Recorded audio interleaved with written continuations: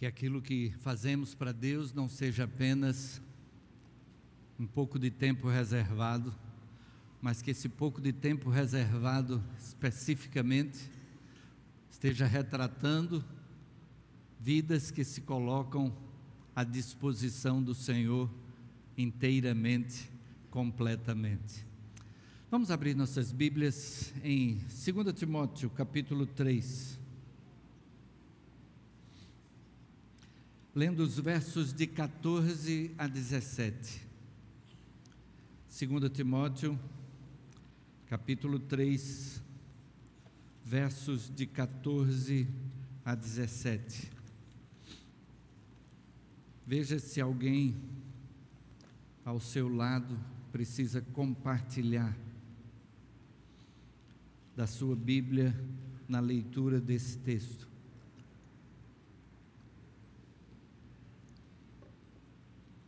Segundo Timóteo capítulo 3, de 14 a 17, e assim lemos nesse texto: Tu, porém, permanece naquilo que aprendeste e de que foste inteirado, sabendo de quem o aprendeste, e que desde a infância sabes as sagradas letras que podem tornar-te sábio para a salvação pela fé em Cristo Jesus. Toda a Escritura é inspirada por Deus e útil para o ensino, para a repreensão, para a correção, para a educação na justiça, a fim de que o homem de Deus seja perfeito e perfeitamente habilitado para toda boa obra. Vamos orar novamente. Senhor Deus, agradecemos pela Tua palavra que agora foi lida. Agradecemos porque a Tua palavra é lâmpada para os nossos pés e luz para o nosso caminho. Agradecemos porque podemos ter nela o conhecimento do Teu grande amor por nós, do sacrifício de Jesus Cristo na cruz em nosso lugar, e de que em nenhum outro há salvação, pois nenhum outro nome há dado entre os homens pelo qual devamos ser sábios. É o que a Tua palavra nos registra. Assim, Senhor, nesse instante fala ao nosso coração pelo Teu Espírito conforme a Tua vontade, tanto eu que falo como cada um que ouve, que possamos ser instrumentos para que saiamos daqui edificados na Tua palavra, em nome de Jesus, amém, amém. Estamos concluindo hoje a série de mensagens que faz alusão aos 500 anos da Reforma Protestante, completados no último dia 31 de outubro, e então, no dia 31 de outubro de 1517, foi dado um passo que parecia ser um passo bem pequeno, mas que se transformou num passo muito grande, quando Lutero colocou na porta da igreja do castelo de Wittenberg suas 95 teses, e naquelas 95 teses, ele estava comparando aquilo que era a prática da igreja naquele tempo, com aquilo que ele via na palavra de Deus. E ele então, fundamentado na palavra de Deus, contestava algumas ações que eram tomadas. E nós temos falado a respeito das 5 solas, as 5 expressões que foram utilizadas no período da reforma, que resumem o que norteou essa reforma, e elas são: somente a fé, somente Cristo,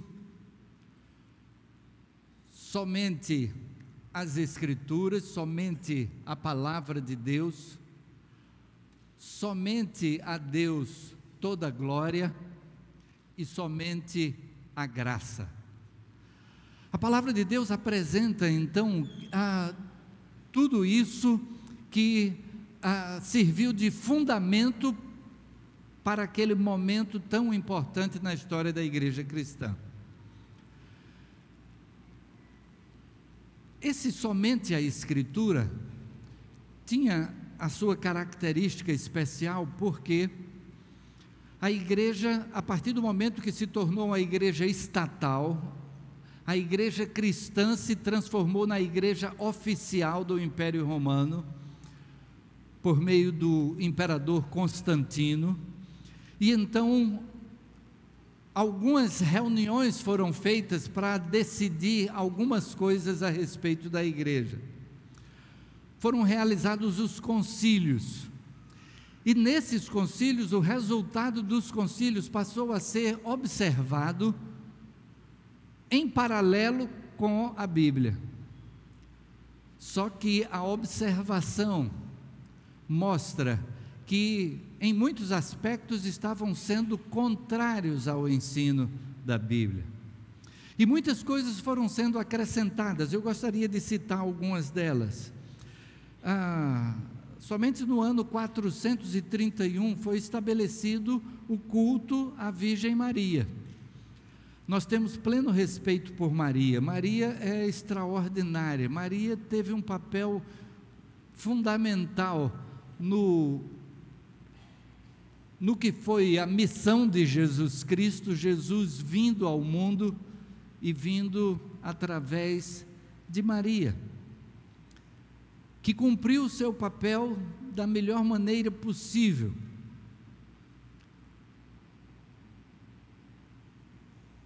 Mas foi o Senhor Jesus quem disse. Por que é que nós oramos a Deus por meio de Jesus? Porque foi Jesus quem disse assim: tudo o que pedirdes ao Pai em meu nome, o Pai te concederá. Então a gente ora e até na hora de terminar a oração a gente diz em nome de Jesus, amém. E esse em nome de Jesus tem um sentido ainda um pouco mais profundo, o sentido de que aquilo que eu estou pedindo, que seja feito, se for positivo para os propósitos que Jesus tem na minha vida. Eu faço da mesma maneira que se eu fosse numa repartição pública, em nome de algum dos irmãos aqui, dissesse: eu vim aqui em nome de fulano, tratar de tal assunto. Eu estaria tratando daquilo que é do interesse desse fulano. Caso contrário, eu estaria usando o nome dele falsamente, porque ele não tinha interesse nisso. Mas eu estou tratando de alguma coisa que é do interesse de fulano. E então, quando a gente diz em nome de Jesus, a gente precisa estar consciente disso, de que a gente está pedindo daquela maneira como o apóstolo João ensinou. Esta é a segurança que temos nele, disse João, que se pedirmos alguma coisa segundo a sua vontade, ele nos ouve. Se pedirmos, estabelecendo que queremos que ele faça em nós a sua vontade, a gente apresenta o pedido. Foi assim que Jesus orou. Jesus disse: Pai, se possível, passa de mim esse cálice. A vontade de Jesus, humanamente falando, sentindo o peso daquilo que lhe esperava no dia seguinte, era que ele não precisasse passar por todo aquele sofrimento. Mas ele diz: mas seja feita a tua vontade e não a minha. E então, quando a gente ora em nome de Jesus, a gente ora ao Pai em nome de Jesus, a gente está cumprindo a orientação dada pelo próprio Jesus. Ele disse que deveria ser feito assim.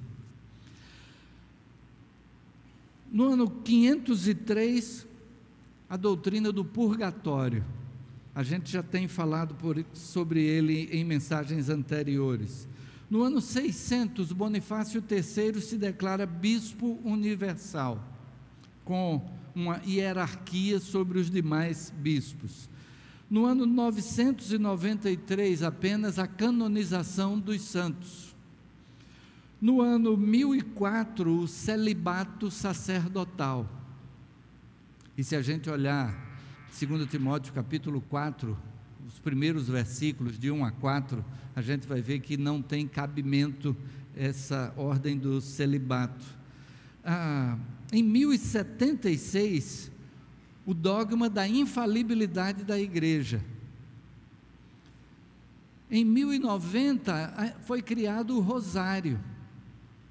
Então, quem usa o rosário achando que ele é fundamental, quem viveu antes de 1090, viveu sem algo que seria fundamental. Em 1190, a venda das indulgências. E aí, Lutero, uma das coisas que Lutero mais combateu foi essa venda das indulgências. Você comprar o acesso ao céu. Quando você comprava indulgências, você passaria menos tempo no purgatório. Em 1215 foi criada a confissão auricular. Em 1230, a proibição da leitura da Bíblia pelos leigos. Só a igreja poderia ler e ensinar a Bíblia. A Igreja Católica diz que não foi proibido não, apenas que você só podia ler se tivesse um sacerdote junto para lhe ensinar o que a Bíblia diz. Embora a gente tenha diversos textos que combatem tudo isso que a gente acabou de dizer aqui. A Ave Maria, a reza Ave Maria, foi criada em 1316. E aí, em 1517, Lutero, então, prega as suas 95 teses, e aí, daí o movimento de reforma, que a ideia é que fosse uma reforma dentro da igreja. Como não conseguiu vencer a hierarquia da igreja, então precisou ser uma reforma que ficou fora da igreja católica, mas que era um retorno à igreja primitiva. A busca dos reformadores era voltar à palavra, aquilo que a palavra ensinava. E aí Lutero traduziu a Bíblia para o alemão e todo mundo pôde comprar, pôde ter a sua Bíblia. A imprensa já tinha sido desenvolvida. Gutenberg usou como primeiro texto a ser impresso a Bíblia, e as pessoas começaram a ter mais acesso à Bíblia. Então a igreja começou a dizer que aquela Bíblia que estava sendo distribuída era falsa, e que a Bíblia verdadeira estaria para ser colocada na mão do povo. E então, só em 1546, aproximadamente 30 anos depois, é que a igreja estabelece qual era o seu cânon oficial, ou seja, quais os livros que deveriam fazer parte da Bíblia. E então incluiu os livros apócrifos, que fariam uma diferenciação entre a Bíblia católica e a Bíblia que os protestantes estavam distribuindo, para que só fosse lida a Bíblia católica, numa quantidade muito mais restrita do que aquela que havia o interesse dos evangélicos em que a Bíblia fosse conhecida. E a gente não está muito distante disso, não. Eu convivi na minha igreja de origem, a primeira igreja batista do Recife, com um diácono, e aquele diácono,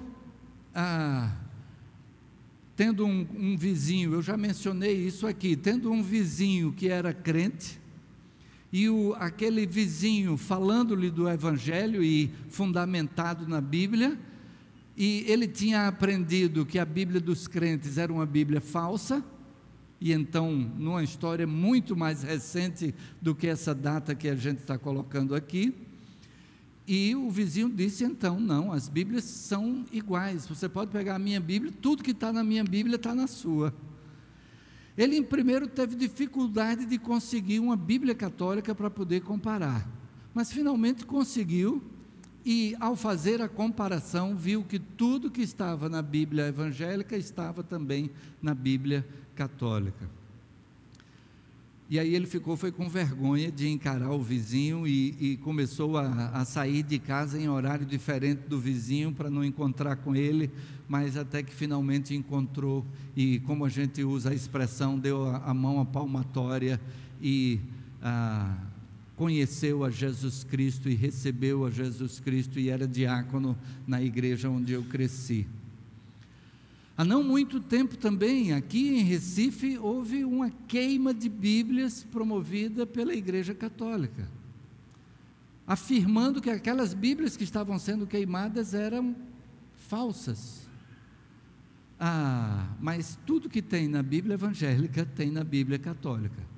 Naquele ano de 1546 foram incluídos alguns livros que não estão no cânon judaico. Lembrando que o Antigo Testamento são as escrituras judaicas. Os judeus não têm esses livros apócrifos no seu cânon, mas foram incluídos como forma dessa diferenciação. Quando então se pregava sola Escritura, era porque aquilo que tinha sido acrescentado por meio daqueles encontros, aqueles concílios universais, onde convidavam os bispos dos diversos locais para definir determinadas questões, responder determinadas perguntas, é que havia acrescentado tudo isso. E aqui está só uma amostra, uma pequena amostra de como havia acontecido uma influência extra-bíblica na orientação da igreja.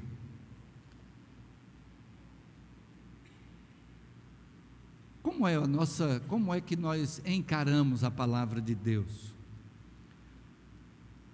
A gente tem que pensar que se Deus existe, entre aspas aqui essa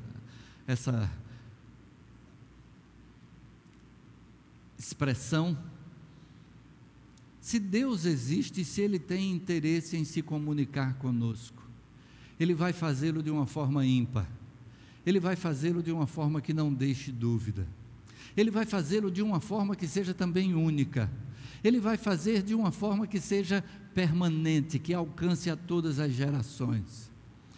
E então, a gente vai encontrar aqui a Bíblia, tendo sido escrita, a gente pode colocar até isso, tendo sido escrita num intervalo de aproximadamente 1500 anos, a gente perguntaria, quem foi o editor-chefe? Quem é que coordenou essa escrita? E alguém poderia dizer, mas um aprendeu com o outro, não? E aí quando a gente compara Sócrates com Platão, não? E um aprendeu com o outro, mas escrevem coisas distintas um do outro. E a gente vai ver que a palavra de Deus, ela aponta toda para o Senhor Jesus Cristo. Desde o início, quando está escrito lá, no princípio criou Deus os céus e a terra era sem forma e vazia, e disse Deus, haja luz, e até que chega o ponto em que Deus diz, façamos o homem à nossa imagem e semelhança.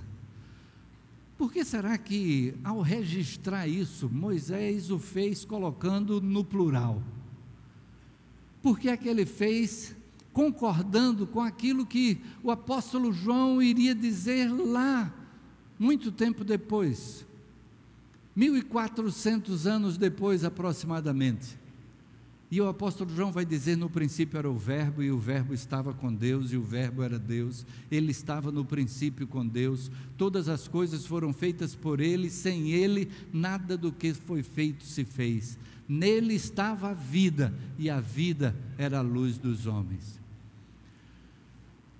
E a partir daí, todo o Antigo Testamento aponta para Jesus Cristo,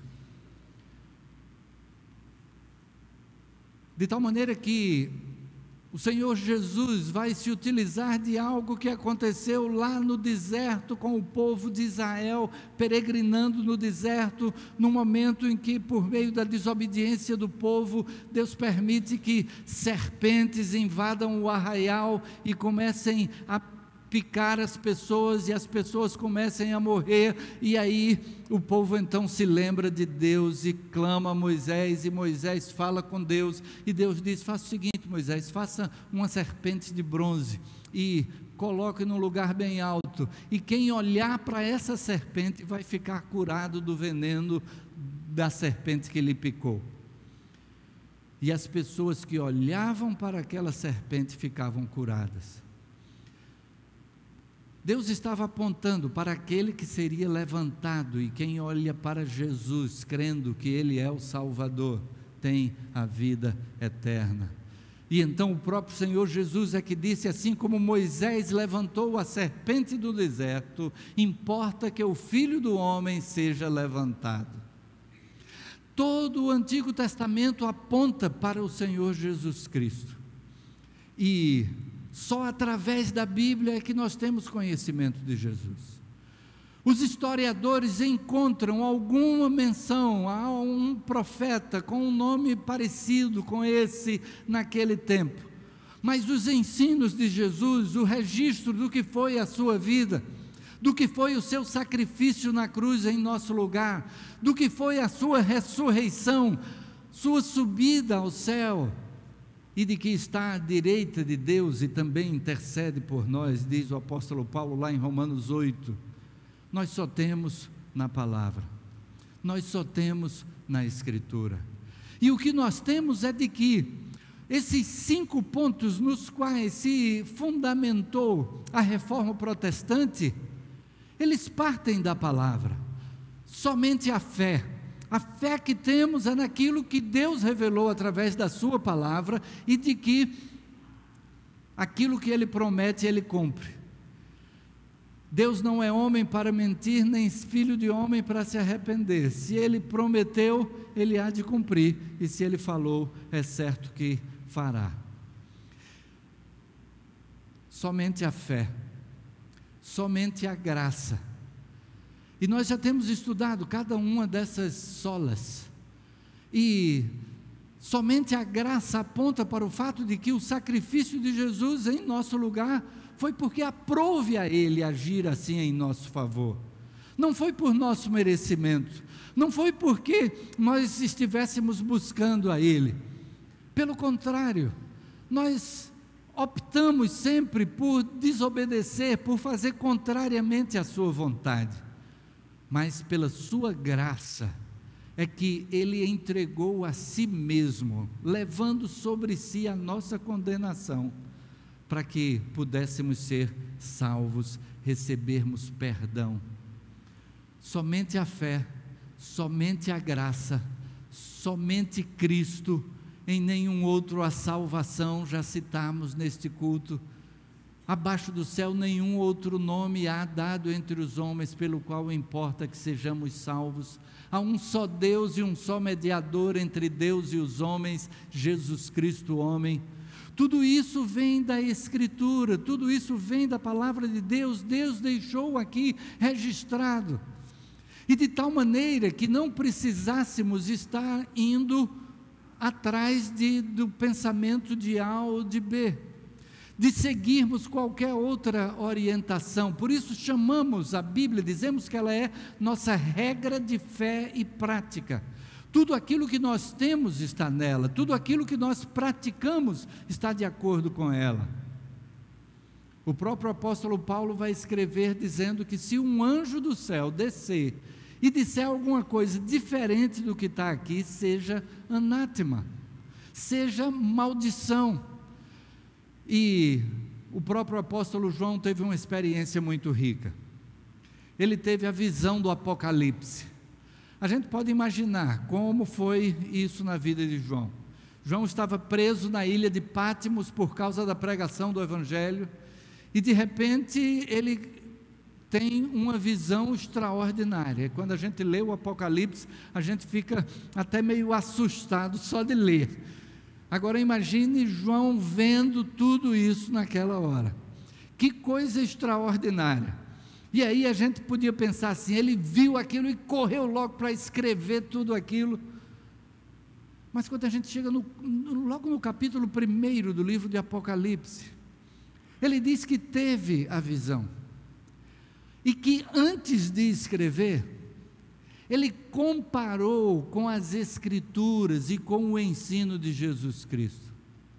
Aquilo que ele estava recebendo estava de acordo com aquilo que ele havia recebido de Jesus, estava de acordo com aquilo que Deus já havia colocado no Antigo Testamento, apontando para Jesus.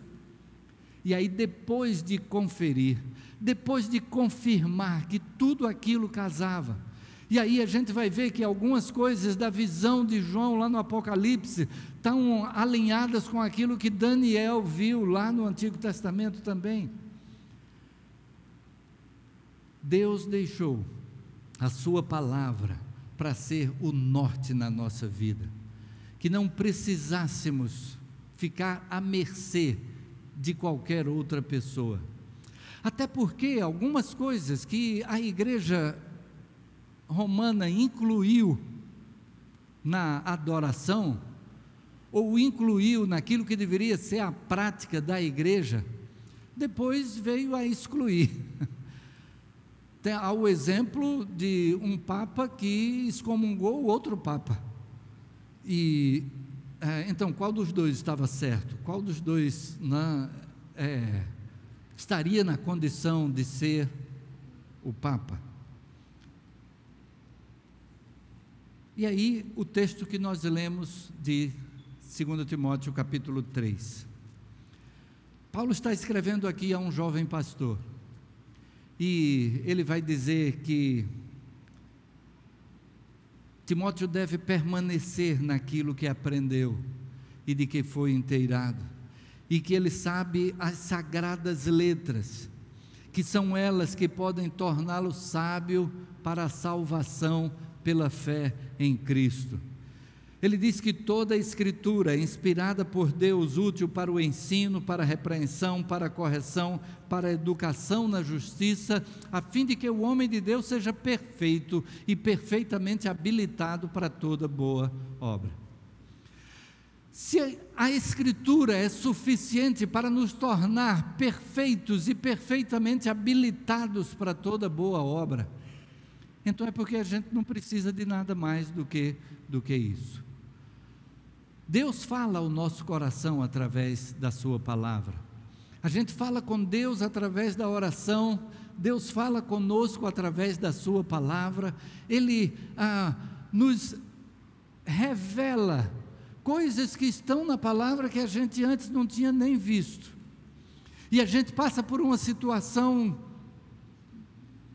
especial, uma situação diferenciada, e aí a gente busca orientação na palavra, e a gente olha para um texto que a gente já tinha lido diversas vezes, e de repente aquele texto fala mais alto ao nosso coração, venha atender a necessidade do nosso coração naquela hora. Sola Scriptura foi fundamental para até as outras quatro: somente a fé, somente a graça, somente Cristo, somente a Deus toda glória. E ao longo dessa série de mensagens, nós temos feito uma comparação com o texto de 1 Pedro capítulo 2, versículo 9. Vós sois geração eleita, sacerdócio real, nação santa, povo de propriedade exclusiva de Deus, para que anuncieis as virtudes daquele que vos chamou das trevas para a sua maravilhosa luz. Tudo isso aconteceu para que anunciemos as virtudes daquele que nos chamou das trevas para a sua maravilhosa luz. E aonde é que nós encontramos o aprendizado sobre essas virtudes de Deus? Na sua palavra. Aonde está toda a fundamentação daquilo que podemos falar a respeito de Deus? Na sua palavra. Só na palavra de Deus é que encontramos esse Deus que é amor, esse Deus que é graça, esse Deus que é misericórdia. Todos os demais tipos de adoração que há no mundo levam em conta a meritocracia, levam em conta que você, para ter alguma coisa do seu Deus, você precisa merecer dele. Deus é aquele que olha para nós além do nosso merecimento. Ele olha pela sua misericórdia, pela sua graça, porque Ele quer o nosso bem. E a gente só vai ter este Deus nas Escrituras Sagradas, na Bíblia. E foi ela que foi fundamental para o próprio Lutero. Lutero encontrou na leitura da Bíblia que a salvação é pela fé. Já compartilhei em mensagens anteriores que ele tinha tanto medo da hora do julgamento diante de Deus, pelas coisas que tinha praticado na vida, particularmente aquelas que ele praticara antes de entrar para o sacerdócio, mas mesmo depois do sacerdócio, porque ele vinha fazer confissão. A gente viu aqui que a confissão auricular veio começar bem adiante aí na história da igreja, mas ele procurava então se confessar e conta-se que algumas vezes ele se confessava e saía, e depois voltava e dizia: faltou um, eu esqueci um, e queria confessar todos os pecados, porque se Jesus voltasse, ele não tivesse tido os seus pecados perdoados por meio da confissão e da penitência, então ele corria o risco de estar perdido. Mas aí na leitura da palavra de Deus, ele encontrou que é pela fé em Jesus Cristo que nós somos salvos. Cristo já fez tudo, Cristo fez o que era necessário, e ele mesmo disse: tudo está consumado, tudo está concluído, tudo está completo. Cristo fez o que era necessário para a nossa salvação. E agora a gente tem a liberdade de utilizar a nossa vida no serviço a Ele, não como uma obrigação para que mereçamos dele alguma coisa, mas como expressão própria de gratidão e adoração a Ele. Entregamos a Ele aquilo que é devido, cantamos louvores ao seu nome, vivemos a nossa vida da maneira que seja mais próxima do exemplo deixado por Jesus para nós, da orientação deixada por Jesus para nós, ambos que só encontramos na sua palavra, e a nossa vida sendo útil para aquele propósito que o apóstolo Pedro deixou registrado, para que estejamos anunciando as virtudes daquele que nos chamou das trevas, quando não sabíamos qual seria o nosso futuro, quando vivíamos sem saber o que é que aconteceria depois de terminados os nossos dias, ao chegarmos no momento do julgamento final, e Ele nos traz para a luz de saber que o Senhor Jesus Cristo prometeu que todo aquele que crê tenha a vida eterna, de podermos ter o exemplo daquele que foi crucificado ao lado de Jesus e recebeu de Jesus a promessa: hoje mesmo estarás comigo no paraíso, de termos o exemplo de Estevão, que viu os céus abertos, sendo apedrejado pela pregação a respeito de Jesus Cristo. Ele olha para cima e vê os céus abertos e o Filho do Homem em pé à direita do Pai, o Senhor Jesus levantando-se para recebê-lo na morada celestial. Aquilo que temos na palavra é ímpar, aquilo que temos na palavra é promessa, aquilo que temos na palavra é graça, aquilo que temos na palavra é o que Deus tem para cada um de nós. E o nosso papel é anunciar as virtudes daquele que nos chamou das trevas para a sua maravilhosa luz. Em tudo aquilo que fazemos, ao cultivar amizades, que não sejam só para meramente cultivar amizades, mas que seja para que possamos estar anunciando através dessas amizades as virtudes daquele que nos chamou das trevas para a sua maravilhosa luz. No companheirismo no trabalho, na vizinhança, em cada lugar, podermos compartilhar quem é Jesus para nós, o que Deus fez em nosso favor por meio do Senhor Jesus Cristo. Só a graça, só a fé, só Cristo, só a Escritura, só a Deus toda glória. Que Ele seja glorificado no nosso viver, à medida que cumprimos aquilo para que fomos comprados pelo Senhor Jesus Cristo. Amém e amém.